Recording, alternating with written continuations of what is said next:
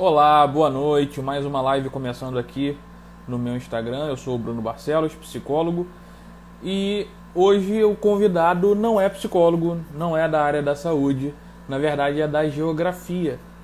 E eu sei que muitas pessoas vão achar estranho ou podem se questionar por que trazer um profissional de geografia para uma live com um psicólogo. E eu acho que é bom a gente lembrar que tudo que envolve pessoas envolve psicologia. E o que nós somos enquanto pessoas, enquanto organização social, hábitos, cultura, entendimento, passa por tudo que mexe com a nossa sociedade. E geografia é fundamental para a gente poder pensar os efeitos que já tivemos na nossa história, no passado, e que vamos ter daqui para frente, né? Então, vou chamar aqui o professor Tom Mascarenhas, que vai conversar com a gente sobre a geopolítica após essa pandemia, né? O que a gente pode esperar aí da organização do mundo depois do Covid. Deixa eu chamar o Tom aqui. Ele já está aqui com a gente e vai entrar daqui a pouco. Boa noite, Off Cami. Chegou bem no início. Chegou muito bem chegado. Olá, Tom. Boa noite. Tá me ouvindo?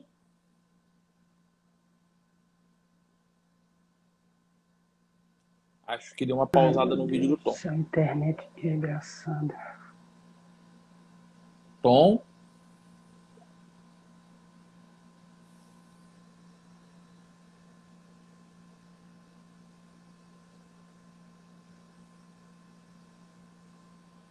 acho que temos um probleminha na internet do Tom.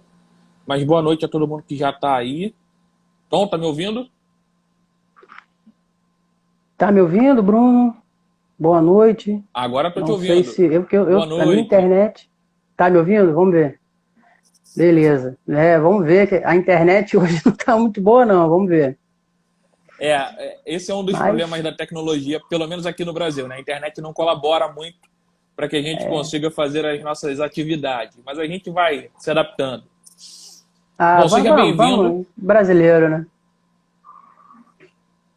Seja bem-vindo. Muito obrigado por aceitar o convite para conversar com a gente sobre esse tema importante, né, que é a geopolítica. E eu vou te pedir para se apresentar um pouquinho, para que as pessoas possam te conhecer. E aí a gente vai conversando, tá certo? Tá certo. Então, né, eu que agradeço, né, o convite, foi bem legal, assim, foi bacana. Foi uma pessoa aí em comum, uma colega, um amigo em comum aí que fez essa ponte aí, a Carla, né, e agradeço o convite, espero que possa ser produtivo, né, possa ser um bate-papo aí produtivo, né, então, meu nome é Tongaté Mascarenhas, né, diferente o nome pra caramba, mas sou professor de geografia há 15 anos, né? Me formei em 2005 aqui na UERJ, na FFP, aqui no estado do Rio de Janeiro, em São Gonçalo, e fiz mestrado na Universidade Federal do Amazonas, né? Terminei em 2009, voltei para o Rio e anteontem, né? Hoje é 19, anteontem, dia 17, fiz 10 anos como servidor do estado do Rio de Janeiro, sou professor do estado também. Aí eu até botei lá no Facebook, eu não sei se eu rio ou se eu choro, né? Mas é, estamos aí na luta, né? Porque realmente tem seu lado bom, mas como tudo, né? Tem seu lado bom e tem seu lado ruim, né? Mas então, e também uma coisa, né? Que agora eu tô desenvolvendo um projeto, né? Que é o podcast de temas da geografia, o Podgel, né? Já está no seu episódio 43, saiu hoje de manhã, e né, estamos aí tentando oferecer mais uma possibilidade de acesso aí a conteúdos, né, de maneira prática, né, porque é só colocar o fone no ouvido e escutar, né? Mas é isso, estamos aí, além da sala de aula também, já trabalhei fora de sala, já trabalhei como contratado dando aula em nível superior na UERJ, já trabalhei no Pedro II, já rodei bastante por aí. Muito bom, Tom. Primeiro, parabéns pelos 10 anos aí como professor do Estado. Parabéns por ser professor, que já é por si só um grande desafio, em especial do Estado do Rio, que, né, É convenhamos, não é verdade, é fácil. verdade. É. E esse projeto do Pod eu achei muito legal, estava ouvindo alguns podcasts que você já publicou. Eu achei a proposta muito interessante, porque é uma linguagem tranquila, dá para entender muito bem, dá para ouvir no carro, dá para ouvir fazendo outras atividades. Eu achei interessantíssima essa ideia. A gente pode conversar até mais sobre isso daqui a pouco. Mas eu queria começar já pelo tema, que, né, muita gente que vai chegar aqui, eu estava até falando isso no início, vai estranhar o que tem um psicólogo falando com um professor de geografia sobre geopolítica, né? Parece uma coisa que gera um estranhamento inicial. Mas eu acho super importante a gente entender em que lugar, em que espaço, tempo a gente está inserido e os impactos que isso tem na nossa vida diária, né? E a geopolítica, Sim. sem dúvida nenhuma, impacta a nossa vida, nossas escolhas, nossa forma de enxergar o mundo, as relações.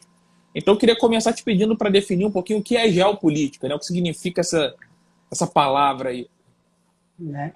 Legal, assim, e aí eu, além de falar de geopolítica, também eu vou fazer uma diferenciação entre geopolítica e geografia política, porque muita gente confunde, muita gente acha que é a mesma coisa, né? E na verdade não é, né? A geopolítica, ela é uma área de estudos preocupada em entender as relações, né, entre os estados, as relações de poder entre os estados por vias diplomáticas e também militares, né? Isso é geopolítica. Né? A geografia política, ela é uma área que estuda a interação entre a política e o território dos estados nacionais. Então, está voltado mais para a questão administrativa. Né? Então, é como se a geopolítica trabalhasse dentro do território nacional como se a geografia política trabalhasse dentro do território nacional e a geopolítica se ocupasse das relações externas entre os estados nacionais. Né?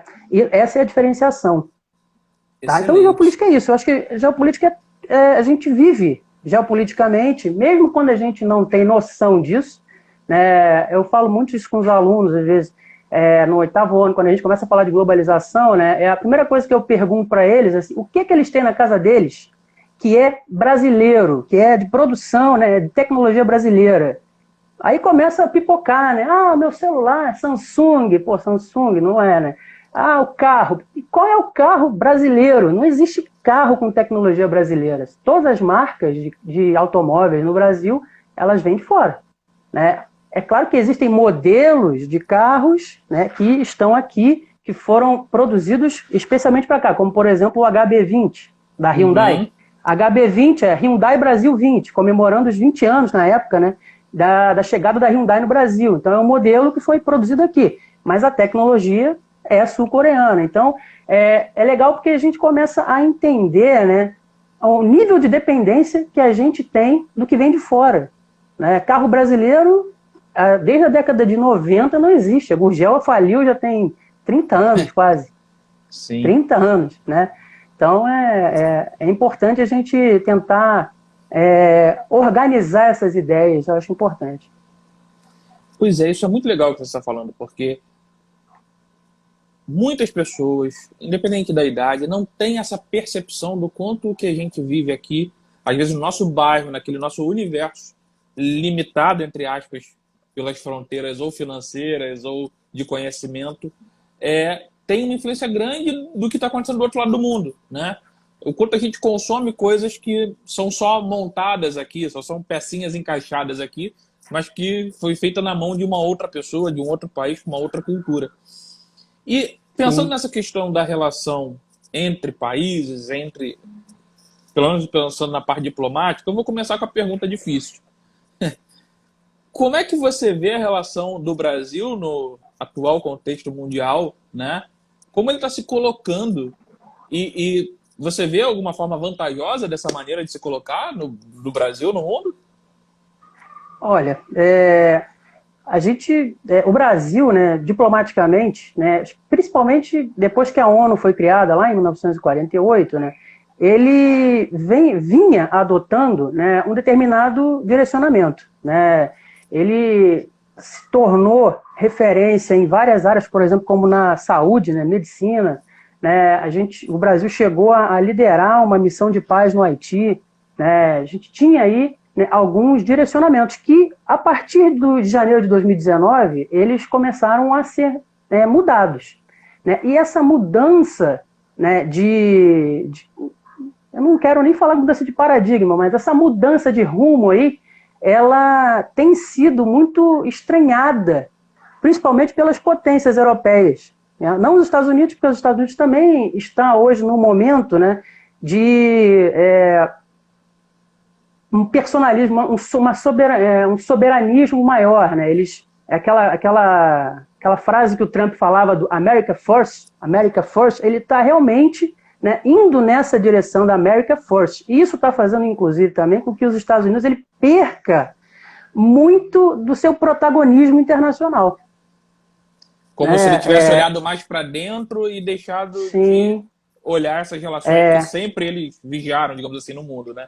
Sim, sim. E aí, isso está abrindo espaço para outros países, especialmente quem? A China, né? Que ainda não tem condições aí de se colocar como uma liderança global, mas ela está ali, aos pouquinhos, ali, pegando os grãos de milho que os Estados Unidos estão deixando cair. Né? Já é a segunda economia do mundo e não é por muito tempo. Né? Não vai demorar tanto assim para a China passar os Estados Unidos em termos de PIB.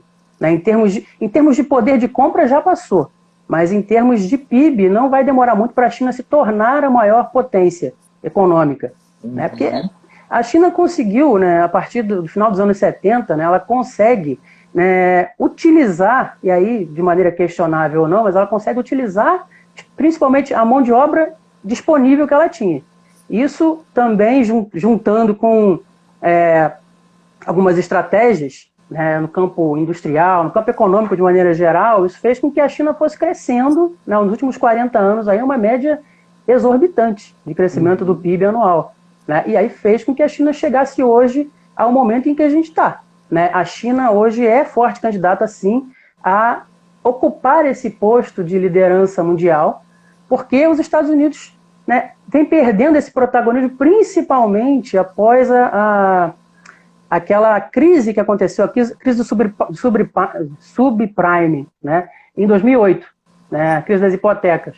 Né? Aí, dali para frente, os Estados Unidos começam a perder a força política, né, e porque ele precisa se voltar para dentro. Né? Ele faz, ali naquele momento, os Estados Unidos fazem uma coisa que eles não estão acostumados a fazer. Eles precisam injetar dinheiro em banco. Né? É o Estado, né? O Estado injetar dinheiro o Estado, em banco. Isso, o Estado. E aí, assim, isso também é uma coisa que a gente vai ter que ser rediscutida demais, o papel do Estado, né? Após a pandemia, né? Porque a gente vem observando também isso. Eu vim observando muito isso. Até falei lá no podcast, falei de sistemas econômicos, liberalismo, falei do neoliberalismo especificamente não, mas eu falei do keynesianismo, né? E a gente está observando isso, a gente está vendo isso, está vivendo isso. Quem tem um pouco mais de percepção está observando que países, né, com direcionamento liberal estão sendo obrigados a injetar dinheiro na economia. Né? Então, a gente vai ter que começar a repensar, a gente não, né? Quem pensa efetivamente, né, vai ter que começar a repensar o papel do Estado na economia. Vamos continuar sendo neoliberais? Né? Será que isso vai funcionar? Né? Houve um momento em que o liberalismo ele dominava, né, o mundo, mas ele se mostrou altamente ineficiente quando a gente teve a depressão da Bolsa de Nova York, em 1929. Né? Não ia adiantar, né, o laissez-faire não ia adiantar. Né? Então, o Estado precisou, né, investir pesadamente na economia para poder voltar a fazer com que a economia crescesse. E demorou um bocado. O que ajudou muito os Estados Unidos foi a Segunda Guerra Mundial, né?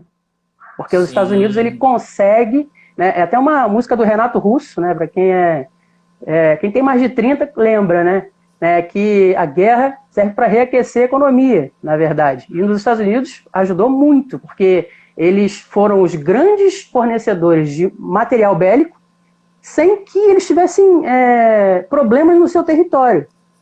Né? Eles mandavam para onde o problema estava acontecendo. Claro, perderam vidas, porque numa guerra não tem como não se perder vidas, mas eles foram os grandes beneficiados aí na Segunda Guerra Mundial em termos econômicos. Tanto que depois emergem, né, os Estados Unidos e a União Soviética. Então, você falou algumas coisas que talvez a gente não vá conseguir se aprofundar e nem é a ideia também trazer algo muito teórico. é mais uma introdução para quem tiver curiosidade de ir lá no seu podcast, ouvir mais com calma, pesquisar com maior profundidade. Mas essa ideia do laissez-faire é uma ideia que parece, para mim, que sou leigo da área de geopolítica, geografia, me parece a ideia de deixar assim, deixa que as pessoas se resolvam. Quem tem para vender, vende. Quem quer comprar, compra. Deixa o povo se virar. E, de alguma forma, isso tem um limite dos interesses envolvidos. Da demanda e da oferta. Lei de mercado que impera, lei de sei lá quando. E houve essa ruptura em 29, aí passou-se a ter esse neoliberalismo aí. Você pode explicar um pouquinho, brevemente, só para dar uma pincelada, o que seria esse neoliberalismo e qual é o antagonismo ao neoliberalismo? Quem se opõe? Qual seria a linha que se opõe a isso? Então, quando teve a crise de 29, né, o Estado precisou, né, o Estado americano precisou, né, investir, teve o New Deal, né, precisou investir na economia e ele começa a seguir a linha, né, do John Maynard Keynes, que era o keynesianismo, que não tinha nada de socialista, mas ele defendia que o Estado precisava, sim, investir em setores estratégicos para enriquecer a economia. E aí, a partir daí, efetivamente, né, a gente sai de um momento, né, liberal e passa a esse momento keynesiano. O keynesianismo ele funcionou, né, no início ali da Guerra Fria, até mais ou menos os anos 60.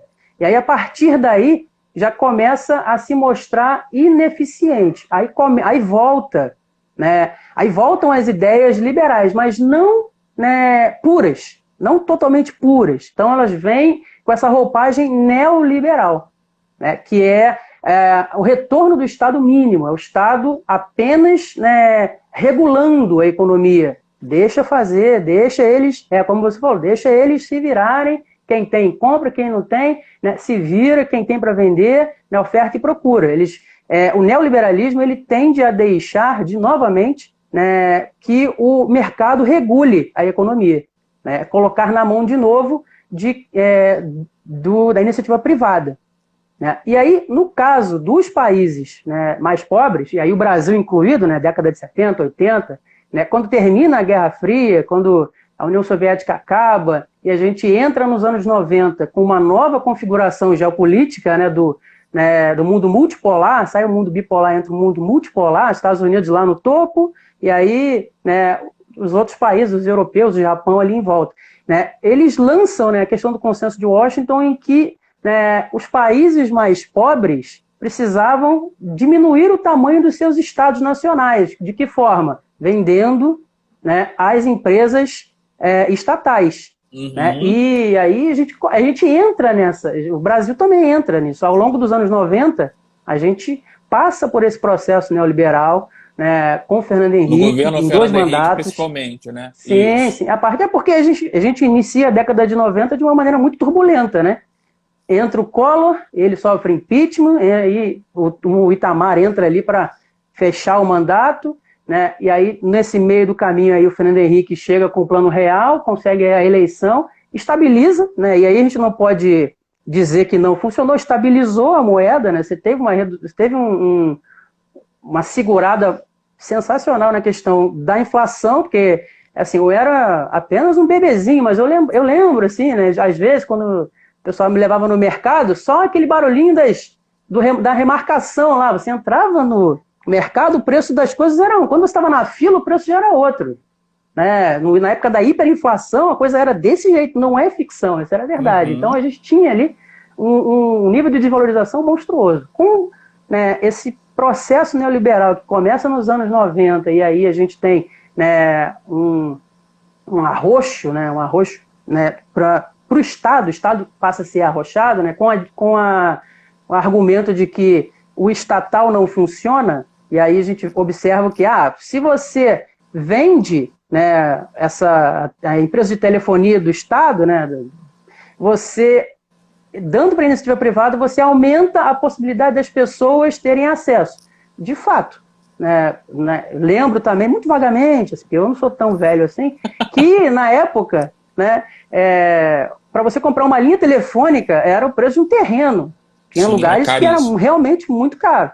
E aí, quando a Telebrás, né, deixa de existir, e você divide ali, cria as teles, né? Você efetivamente tem um acesso maior, você oferece um acesso maior à questão da telefonia. Só que esse acesso maior, ele não foi, né, ele não veio junto com, né, o suporte que era necessário. E aí, essa é uma das maiores reclamações até hoje, porque realmente ofereceram mais possibilidades, né, das pessoas terem mais acesso às coisas, mas, né, o suporte, né, não foi necessariamente, não acompanhou necessariamente esse processo.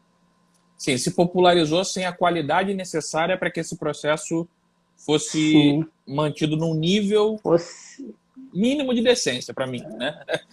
Que até hoje a gente está aqui agora, até claro, hoje, estamos usando celular, quase todo mundo hoje tem acesso à internet, só que a qualidade...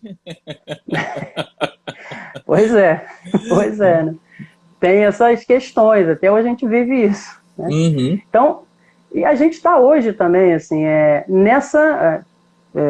no Brasil a gente já vinha, né, passando aí a primeira década dos anos 2000 e aí até meados dessa segunda década dos anos 2000, a gente vinha passando por um processo mais suave dentro dessa lógica neoliberal, né? Agora, né, a tendência aí, a partir de 2016 para cá, a tendência foi aumentar um bocado a velocidade, né? E aí, esse processo neoliberal ele não está atrelado somente à questão das empresas estatais, ele também está atrelado à questão da regulamentação trabalhista, né? E a gente viu isso aí acontecendo em 2017, né? Você teve um desmantelamento parcial aí de leis importantes, né? Que resguardavam o trabalhador e que não atrapalham, digamos assim, né, a empregabilidade. Não são essas leis que atrapalham a empregabilidade, até porque o que a gente está vivendo hoje? Antes da pandemia, tá? Vai falar de pandemia, meu Deus, estamos realmente piorando essa questão do desemprego. Mas antes da pandemia, a gente estava na faixa de 14% de desemprego, poxa.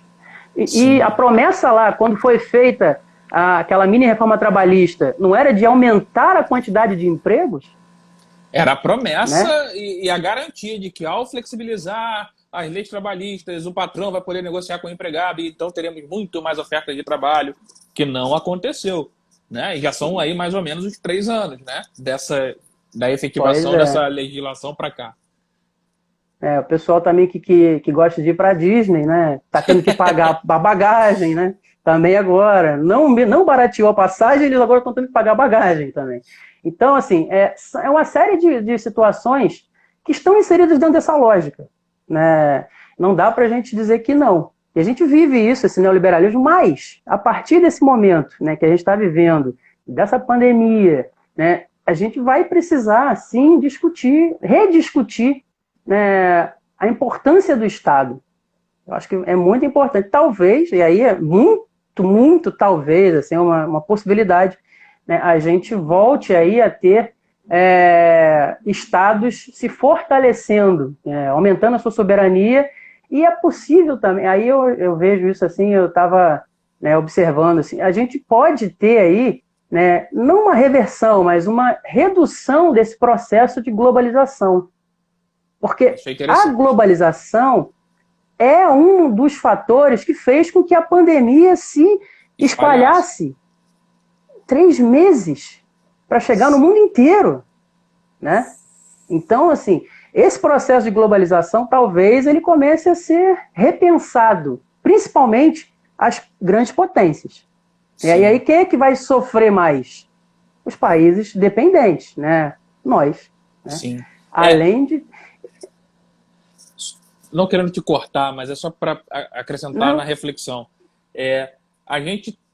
Eu li matérias de que alguns países na Europa já estão reestatizando algumas coisas que tinham sido privatizadas, né?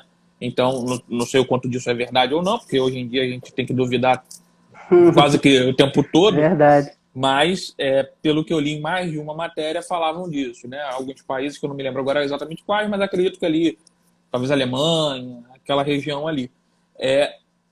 O que tem muito a ver com o que você está colocando, né? Talvez encontrar aí uma dosagem, que não existe talvez uma régua específica, mas um equilíbrio entre o poder do Estado e o poder da iniciativa privada, sem talvez esse radicalismo, né? Em que nem tudo seja o Estado e nem tudo seja o laissez-faire, o deixa rolar o jogo. Seria mais ou menos isso que está em discussão, pelo que eu entendi, pelo menos.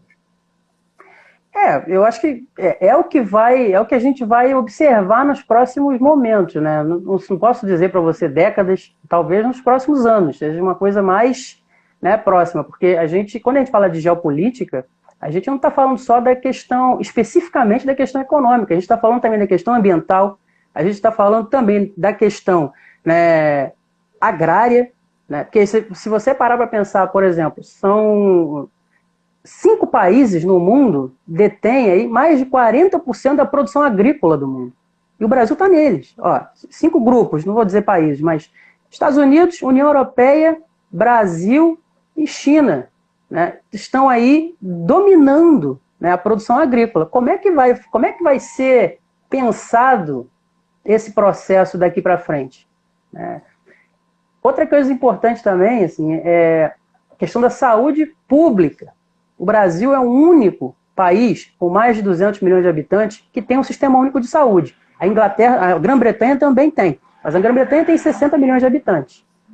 Então, vai ser importante, no caso da gente aqui, né, criar políticas de Estado e não políticas de governo, né, porque tem uma diferença também. Hoje a gente está vivendo políticas de governo. O governo atual ele tem políticas que ele está procurando implementar, né? E o Brasil carece, isso aí, ao longo da história do Brasil a gente observa isso, o Brasil carece de políticas de Estado. Políticas de Estado elas atravessam os governos. E aí eu dou um ótimo exemplo, a questão dos CIEPs aqui no Rio de Janeiro. Era uma política que poderia ser uma política de Estado, que foi desmantelada no governo seguinte.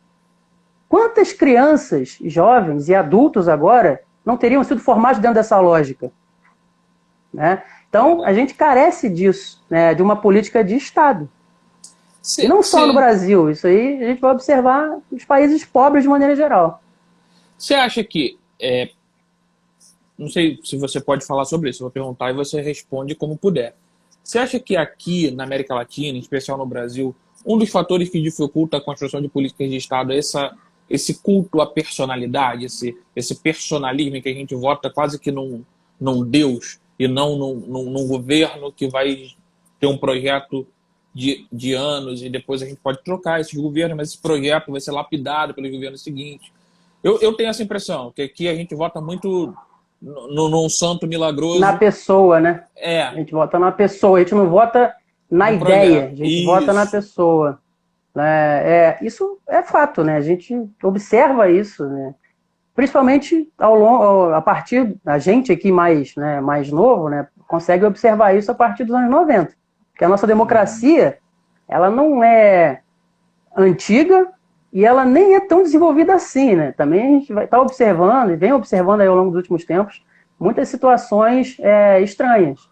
Mas a gente tem essa, não só aqui, aí eu não sou aqui não, mas existe sim esse direcionamento, que é para o individual, né? Vou votar naquele fulano ali, né? Naquele ciclano, né? Eu não vou votar na ideia. Por quê? Aí também eu vejo muito porque a política no Brasil ela não é levada da maneira como deveria, né? A política é a arte de resolução de problemas. E aqui no Brasil a gente não vê isso, né? A gente aqui vê politicagem, né? Então, toma lá da cá, barganha. Então, isso também ajuda a fazer com que as pessoas não consigam acreditar, né, nas ideias, nas ideologias. Né? Não tem como. Né? E talvez nem tenha eu acho que atrapalha muito. Tanto acesso às ideologias. Né? Eu noto que a discussão política ela fica muito num discurso, em especial nos últimos anos. Né? E eu não vou querer entrar muito nisso, porque eu acho que fica para uma outra live.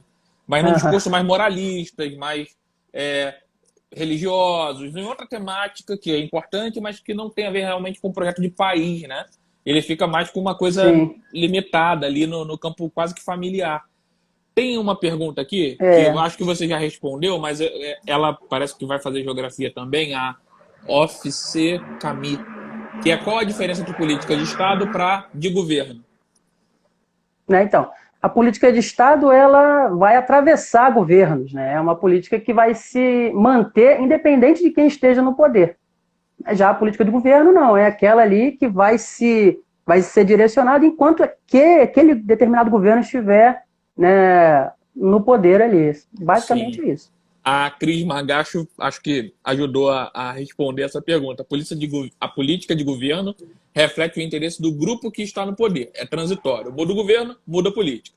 E a política de Estado é o conjunto de ações que organizarão o Estado, interesse da coletividade, etc, etc. E é isso, Ficou mais né? bonito, né? Ficou mais bonito assim, né? Pois é, aqui o público ele colabora, isso que eu acho maravilhoso. É, E legal, bem realmente, legal.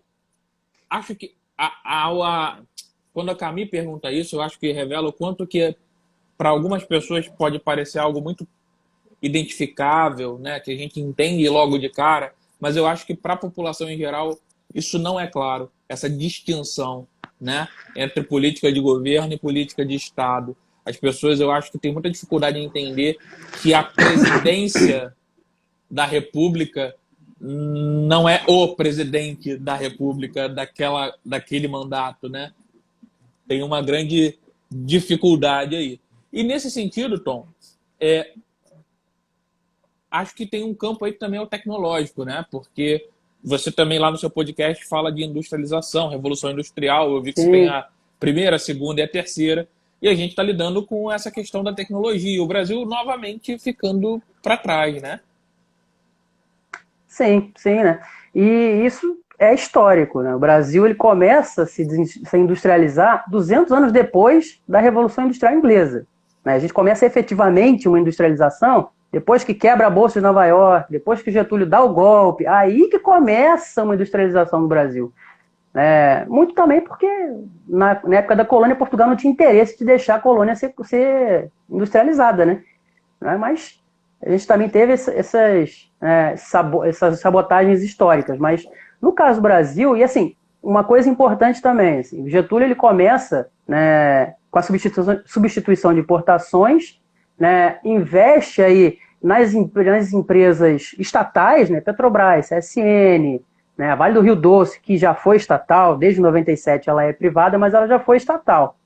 Inclusive, só um detalhe, assim, quando ela foi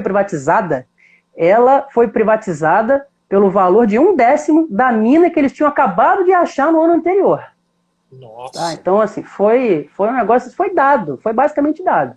Né? Mas, né, no caso do Getúlio, ele investe mais nessa questão estrutural, na indústria de base, e o Brasil se abre efetivamente para quem vem de fora, né, com o Juscelino Kubitschek. O que ele faz? Ele leva a cabo a construção de Brasília, e aí uma coisa que eu vejo, assim, as pessoas acham que o Juscelino foi...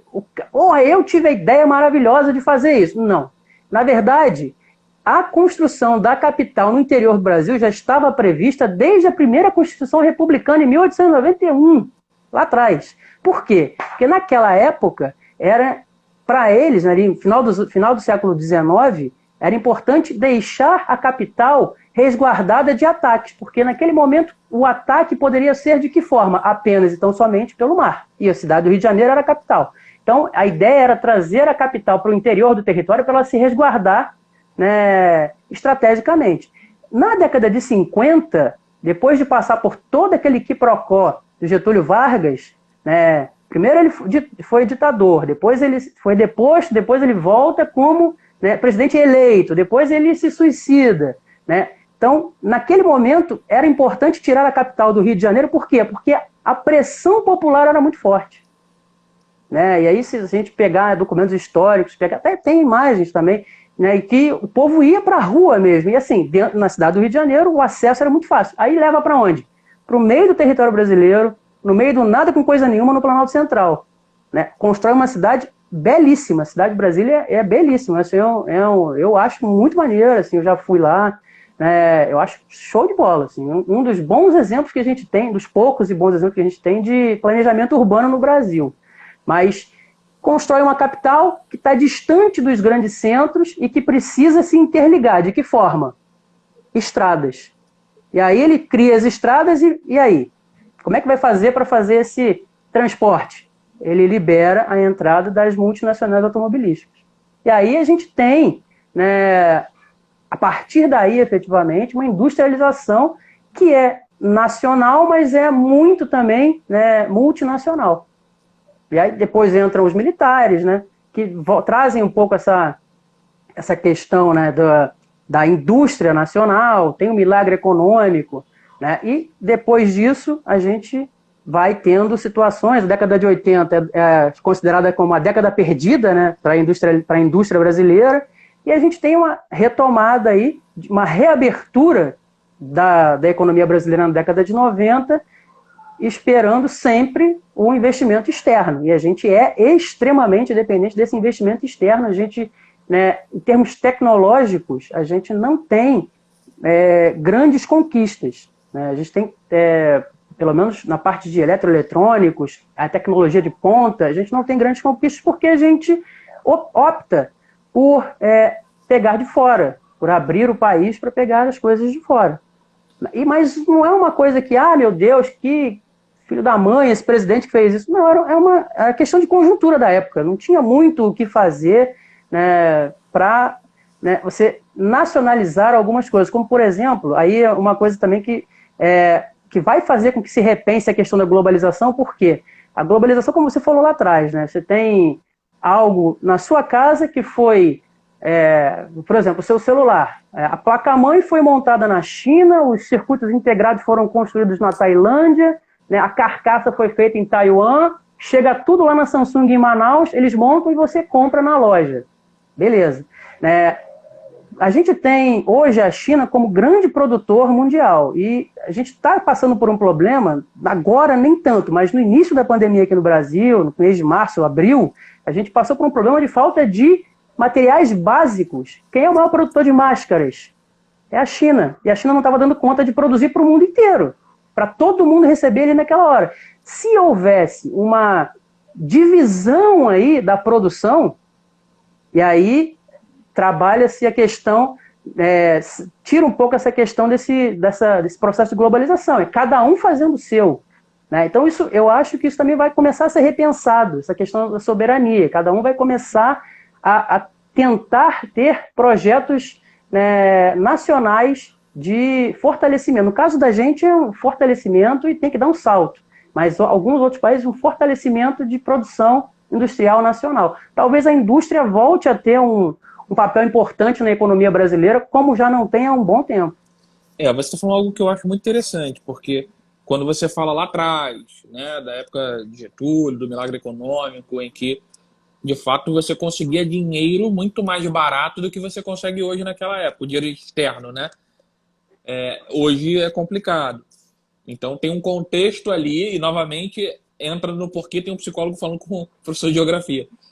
Aquele contexto daquela época influenciava decisões de pessoas, né? A maneira como eles se entendiam, enfim, toda a relação, o contexto influenciava muito. E novamente está sendo influenciador para as nossas decisões, seja enquanto pessoa, indivíduo, mas também enquanto país, enquanto estratégia de país. E aí eu acho muito legal o que você está falando, porque há uma ironia nisso, né? A sacada econômica de deixar a China produzir tudo e a gente comprar baratinho se transformou numa grande furada quando a gente precisou de equipamento de saúde, né? Porque a gente não tinha um step, não tinha uma outra fonte além daquela, e a gente não tinha como se virar, sendo que o Brasil, durante anos, teve uma forte indústria têxtil que poderia produzir máscara, poderia produzir equipamento de EPI, e foi jogado quase que fora, né? E aí eu vou entrar com uma pergunta do Leonardo Mascarenhas, que eu suponho que deva ser algum conhecido seu. Meu irmão. O que fazer para combater a pandemia preservando vidas e economia? Uma pergunta fácil, uma pergunta tranquila, que certamente você vai conseguir responder. Tinha que ser seu irmão para perguntar isso. Não, pois eu sei por que ele está perguntando isso. Então, é uma situação difícil, tá? Mas o que a gente observa, principalmente nos países europeus, é que... aí eu não vou nem dizer os países europeus, porque eles também, no início, eles também não deram muita bola. Tanto que a Itália teve um pico muito importante, a França, a Espanha tiveram picos, assim, a Inglaterra tiveram picos, assim, muito importantes. Aí eu vou ter que falar da China, né? O que a China fez? Fechou o país. por 2 meses, 3 meses. Está reabrindo agora. Né? Mas ela, tipo, lacrou e passou a chave, jogou a chave fora. Agora voltou, procurou para agora, né, tentar novamente, né, restabelecer as condições anteriores, que não serão as mesmas. Mas a gente observa agora também, aí assim, aí eu chego na Europa, né, que começa numa maneira bem dramática a pandemia lá, mas eles conseguem, né, controlar isso. É claro que assim, a gente está falando de economias muito mais sólidas do que a nossa, né? Mas a gente também tem que observar o seguinte: se houvesse, né, um direcionamento, né, único, e aí não foi só aqui no Brasil, mas se houvesse um direcionamento único, a gente hoje, 19 de junho, estaria numa situação provavelmente melhor do que a gente está, né? A gente já está observando que há estados em que, eu vi agora no Maranhão, hoje de manhã, estava falando que o Maranhão já está começando, né, a ter, né, vagas ociosas, né, para a Covid. Então, isso já é um bom indicativo, está dizendo que o pico já passou, que a coisa está melhorando. Mas não é o que a gente observa, por exemplo, no Rio e em São Paulo, que são estados, né, cidades e depois estados, que estão muito... Tem muita gente, né, e não há efetivamente aí um cuidado tão grande. Eu mesmo agora de manhã, hoje de tarde, eu fui ali fora rapidinho, né, com máscara e tal, e eu estava vendo na rua gente sem máscara. Né? É como se você chegasse e falasse assim, ó, abriu o shopping, porra, eu tenho que ir no shopping? Não, não tenho que ir no shopping, né? Mas a gente, né? É claro que é importante, a economia é fundamental, só que assim, você não fechar o país para a economia funcionar, você vai esticar o problema por um tempo maior.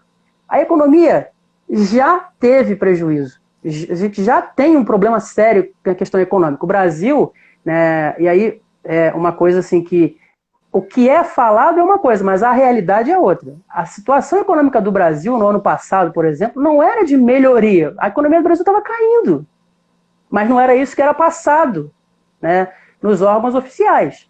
A economia brasileira estava em queda.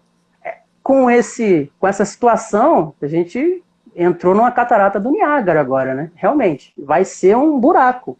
Eu espero, e aí eu espero que não seja uma depressão, mas vai ser uma recessão forte. E não é só aqui no Brasil, né? A gente vai observar isso em todos os países do mundo. Sim. Né?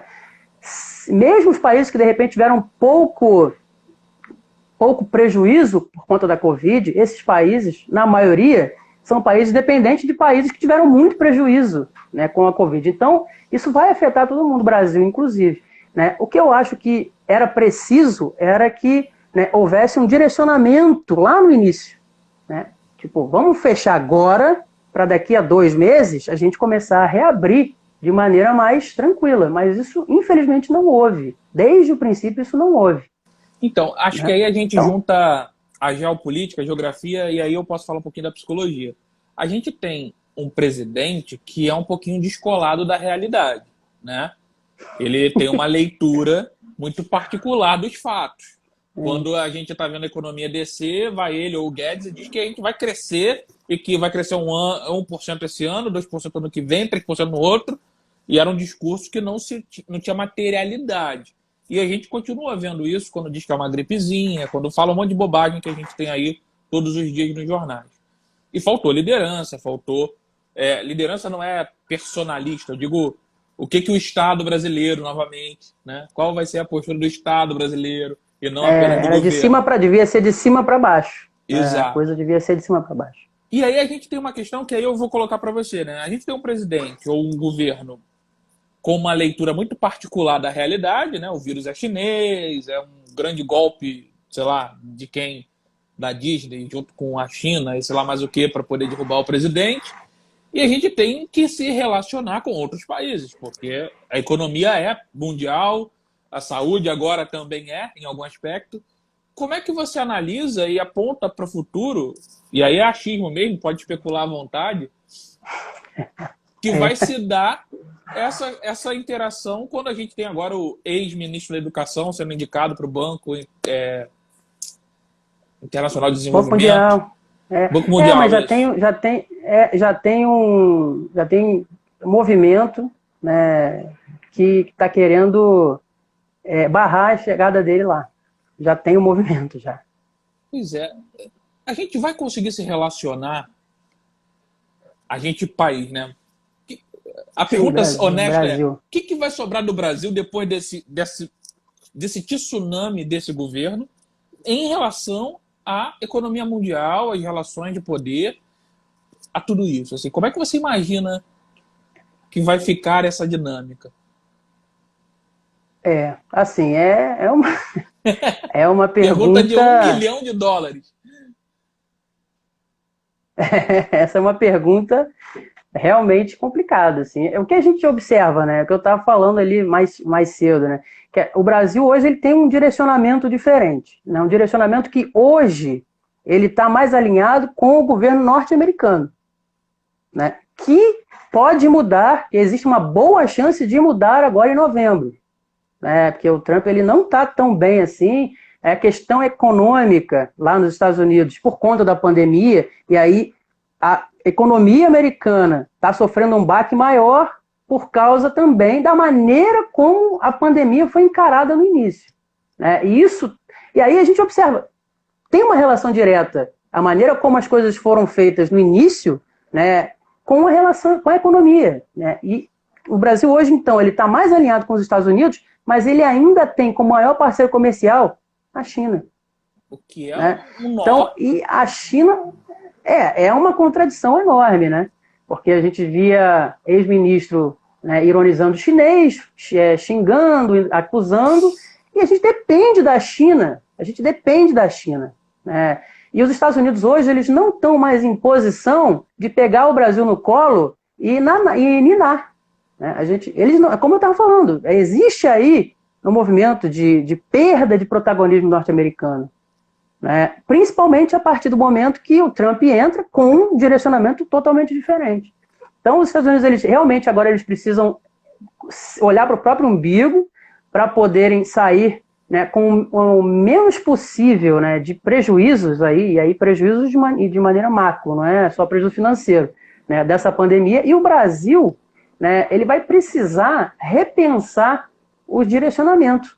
Né? Eu acho muito importante a gente repensar esse direcionamento. Eu acredito que é muito importante o Brasil voltar a olhar com carinho para o Mercosul, que a gente está olhando com um desprezo tremendo para o Mercosul. Assim. E o Brasil, ele, ao fazer isso, ele meio que, não vou dizer que abdica, mas ele deixa de lado, né, a sua condição de liderança na América Latina. O Brasil é uma liderança na América Latina. Na América Latina, o Brasil é o país mais extenso e com a maior população. Então, assim, existe aí uma posição de liderança que a gente está abrindo mão porque a gente não está olhando para o nosso próprio quintal. Né? E o fortalecimento do Mercosul, né, seria muito importante, principalmente a partir de agora, né, você criar pequenos... você fortalecer os blocos econômicos. A União Europeia vai fazer isso, pode ter certeza, que eles vão se fechar para se fortalecerem. Né? O NAFTA nunca foi um bloco econômico que visasse, né, o crescimento, o bem-estar mútuo dos seus membros, né? Estados Unidos, Canadá e México. Né? Sempre foi uma coisa tipo, o México fica lá puxando a carroça e os Estados Unidos e o Canadá ficam ali sentados no conforto. Sempre foi basicamente isso. Mas o Mercosul não. A gente vê, né, os quatro países que fundaram, né, Brasil e Argentina, claramente com vantagens comerciais, porque são mais industrializados. O Paraguai e o Uruguai, eles entram ali, né, com um papel claro, mas existe ali uma articulação, tanto que hoje o Mercosul, apesar de estar aí cambaleando, o Mercosul hoje ele já além de uma união aduaneira, ele já tem ali um espaço comum de convivência. A gente já consegue, né, ir para os países do Mercosul só com a identidade. E isso fortalece uma atividade econômica que muitas vezes as pessoas deixam passar batida, que é o turismo. Né? Você desburocratiza o turismo. Né? E o Brasil é um país com potencial turístico monstruoso. Estamos usando isso? Não estamos. Muito pouco, né? muito então, mal. O Brasil tem um potencial, mas isso é histórico também, isso não é de agora. Né? Isso é histórico. O Brasil tem um potencial monstruoso, são 7.000 quilômetros de praias belíssimas, né? São belezas naturais, né, fantásticas no interior do país. né? E a gente não utiliza isso da melhor maneira, né? E aí tem uma série de problemas, não dá para ficar também entrando nos problemas, mas a gente precisaria, né? Uma coisa que não depende dos outros, quer dizer, né? Não no início da questão, né? Você oferece um produto bonito e aí você chama os outros para cá, né? Você, conseguindo criar estrutura interna, você consegue atrair turistas, e turismo é uma atividade muito importante. Tem países no mundo que sobrevivem, só existem graças ao turismo, né? Não é o caso do Brasil, mas é uma atividade importante que o Brasil poderia, né, utilizar mais, né, após a pandemia, né? Claro que agora não tem como fazer turismo nesse momento, mas é uma coisa que o Brasil poderia utilizar mais, até para chamar pessoas de outros países para cá, para potencializar as economias locais, né? E eu acredito também que o Brasil precisa, mesmo que no momento atual, né, do governo, mesmo que o governo tenha direcionamentos, né, diferentes, ele precisa pensar de maneira muito pragmática. Ele precisa pensar assim: eu tenho que fazer assim, porque assim vai ser melhor para o país, né? Se continuar esse idealismo, esse ideologismo, né, a gente vai caminhar para uma situação complicada. Eu já vi alguns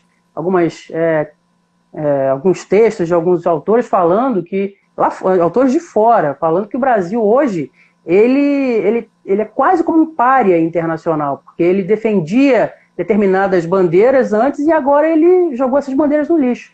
E essa mudança de postura, ela precisa ser melhor entendida pelos países, né, lá de fora, os outros países precisam entender melhor, ou o Brasil precisa explicar isso melhor, de que maneira isso, né, vai ser feito a partir de agora, porque a gente ainda depende de países que, hoje em dia, né, a gente não quer ter uma relação das melhores. Você está falando algumas coisas que eu acho muito interessante, porque o atual presidente ia ter relações sem ideologia, mas é o governo mais ideológico, ao meu ver, pelo menos dos últimos anos, né? E se relaciona muito com personalidades, como o Trump, o Netanyahu no Israel, sim, Israel, né? Então não tem uma estratégia de país, é sempre uma relação pessoal, como querer botar lá o Eduardo como embaixador dos Estados Unidos, porque ele já fretou hambúrguer e amigo do filho do genro do Trump. Uma coisa fundamental, né, para você poder ter relações entre países. E aí, voltando aqui para a América do Sul, até para a gente já começar a encerrar, porque o tempo está acabando, a gente tem a Venezuela no caos, já. Tem Poxa. o Paraguai, pelo menos até onde eu sei, posso estar errado, estava crescendo antes disso tudo, assim, estava com uma outra estratégia política também se desenvolvendo. Como é que você vê a nossa relação? Você falou do Mercosul. Como você vê a América Latina, ou pelo menos essa América do Sul aqui, o cenário que vai se desenhar aí nos próximos anos? A gente vai... A Venezuela, como o seu irmão está perguntando, e a Venezuela, que há 10 anos atrás era o país mais rico e agora está em decadência. Você vê alguma saída para nós aqui no Sul, nesse Cone Sul aqui?